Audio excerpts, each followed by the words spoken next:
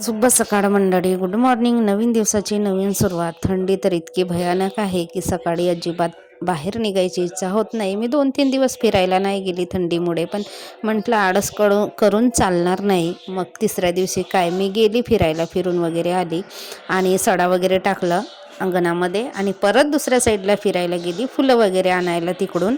मी माझं आवरलं आणि मी लागली सकाळच्या कामाला, स्वयंपाक पाण्याला. तर आज जेवणामध्ये वांगी, बटाटे आणि पावट्याचे दाणे टाकून मी भाजी केली होती. भात, वरण, चपाती आणि जरा जास्त स्वयंपाक करायचं होतं, कारण माझ्या जाऊबाईची वहिनी ऑपरेशनसाठी आली आहे, तर त्यांना पण डबा द्यायचा होता. तर मग काय 2 वेळेस स्वयंपाक करण्यापेक्षा एकाच स्वयंपाकामध्ये सगळ्यांचा स्वयंपाक केला. आणि रुद्रांशला टिफिनमध्ये वरण न्यायचं नव्हतं, मग म्हणाला तो वाटाण्याचे दाणे फ्राय करून दे, मग ते करून दिलं.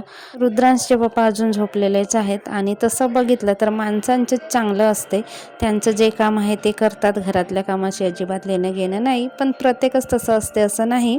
तर रुद्रांशसुद्धा गेला शाळेत आणि आपलं तसं नसते, नळ्याच्या काटेवरती आपले कामं चालू असतात. बेडशीट वगैरे धुवायची होती, ती आवरून दुसरी बेडशीट लावली. अशी होती माझी सकाळची कामं आणि सकाळची धावपळ.